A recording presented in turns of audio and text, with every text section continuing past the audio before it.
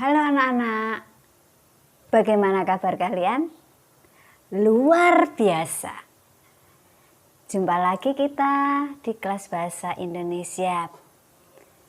Oke, kali ini kita akan belajar tentang teks eksposisi.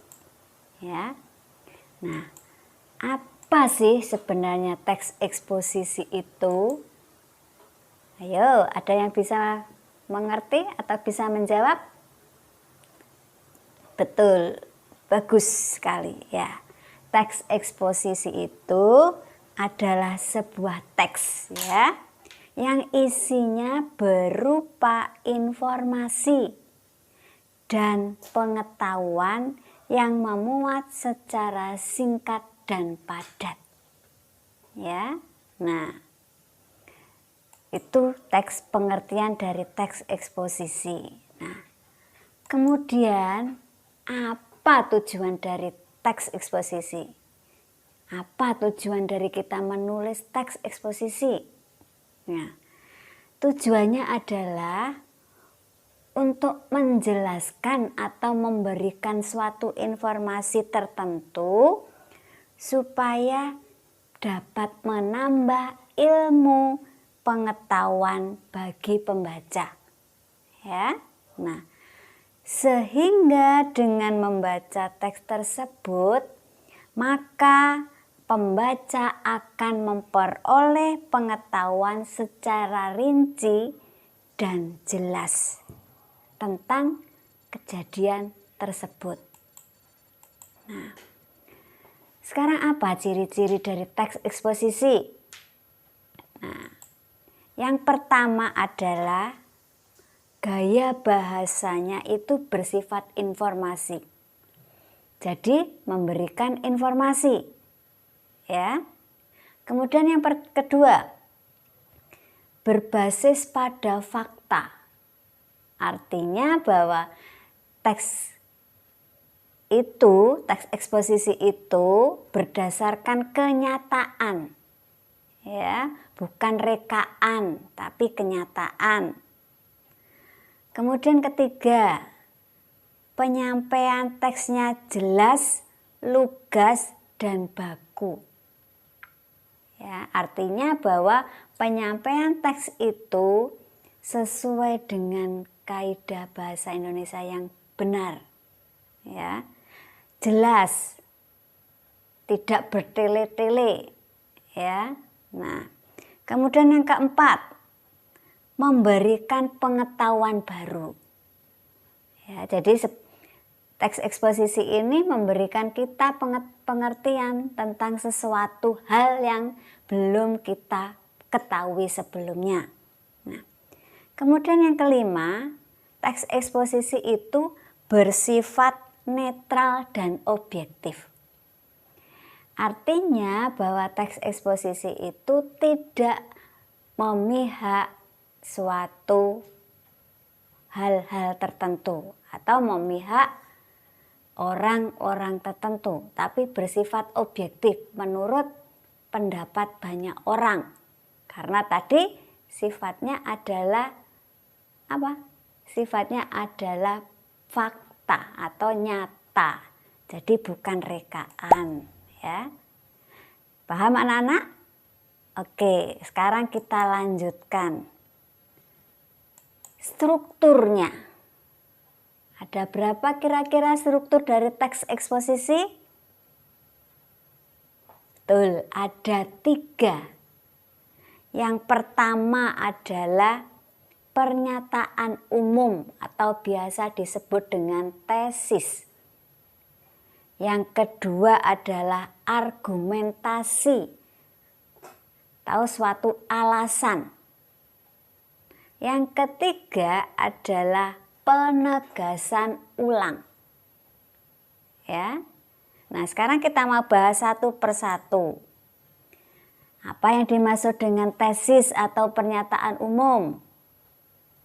Nah, tesis ini berisikan pendapat dari penulis yang secara pribadi terkait pada topik yang akan dibahas dari paragraf tersebut. Ya.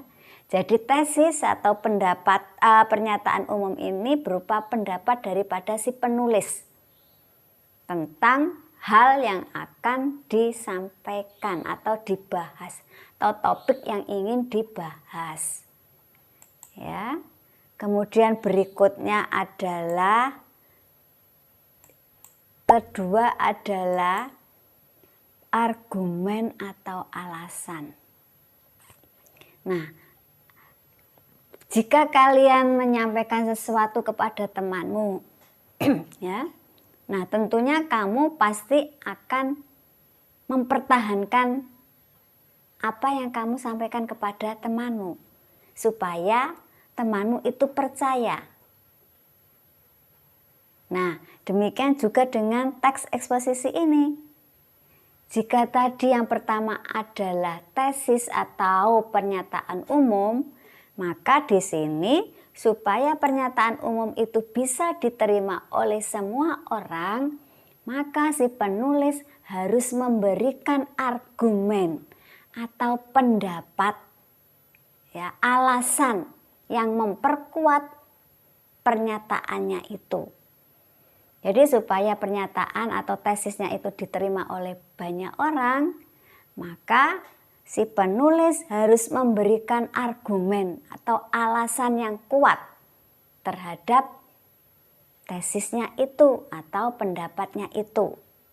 Nah, kemudian berikutnya adalah yang disebut dengan penegasan ulang. Nah, penegasan ulang ini adalah di mana si penulis kembali menuliskan pendapatnya tentang sesuatu hal atau tentang topik yang disampaikan. Dan diulang kembali di akhir paragraf. Nah, ini biasa disebut dengan penegasan ulang pendapat atau simpulan. Nah, isinya yaitu menegaskan kembali dari pernyataan sebelumnya. Tadi sudah Bun sampaikan ya, menyerupai kesimpulan. Nah, sehingga pembaca lebih dapat memahami isi dari teks itu. Nah, sekarang apa contohnya untuk kalian lebih bisa memahami lebih dalam lagi? Ada satu contoh. Sekarang perhatikan. Contohnya adalah tentang realita hukum di Indonesia. Sekarang perhatikan tesisnya. Dalam hal ini sebenarnya hukum yang ada di Indonesia sebagaimana yang telah diatur pada undang-undang telah secara tegas mengatur hukuman berbagai pelaku tindak kejahatan. Kalian perhatikan tulisan yang di blok merah, ya. Di situ disampaikan, namun realitanya seringkali terjadi ketidakadilan hukum yang merugikan banyak orang. Nah, hukum boleh saja tegas namun menjadi tumpul di hadapan koruptor. Nah, ini adalah pendapat dari si penulis. Ya, pernyataan umum. Nah, kemudian berikutnya adalah argumen. Dari pendapat itu yang menyampaikan bahwa hukum tumpul ketika menemukan masalah, maka dikuatkan oleh argumen penulis. Ya, di situ argumennya adalah bahkan ada koruptor yang menerima fasilitas mewah padahal sudah merugikan bangsa. Nah, anak-anak, inilah yang disebut dengan argumen. Ya, memperjelas atau memberikan fakta, memberikan penguatan data, memberikan penguatan pendapat. Nah, ini yang disebut argumen. Tujuannya tadi supaya pendengar mau memahami dan mau mendapat mau percaya dari pendapat si penulis. Kemudian berikutnya adalah penegasan ulang. Penegasan ulang tadi sudah disampaikan bahwa menegaskan kembali, mengulang kembali pendapat umum yang diperkuat dengan argumen sehingga menjadi suatu kesimpulan. Anak-anak, nah itu adalah pembahasan tentang teks eksposisi. Bagaimana? Apakah sudah paham tentang teks eksposisi? Nah, bagus kalau sudah paham. Jika kalian belum paham, nanti kalian bisa mengulang kembali, membaca kembali ya semua materi yang sudah Bu Win sampaikan. Di Google Classroom kalian sudah Bu Win sampaikan atau sudah Bu Win share di situ, baik itu materinya, baik itu tugas ataupun link pengumpulan tugas ya. Nah, jangan lupa nanti kalian buka Google Classroom kalian buka kembali materi, kalian buka tugas, link tugasnya, kalian kumpulkan tugas di link pengumpulan tugas. Oke? Iya, bagus. Nah, baik anak-anak, untuk pembelajaran teks eksposisi ini, Bu Win akhiri sampai di sini dulu ya. Nah, semoga kalian bisa memahami lebih dalam lagi, dan kita nanti akan membahas materi berikutnya pada pertemuan yang akan datang.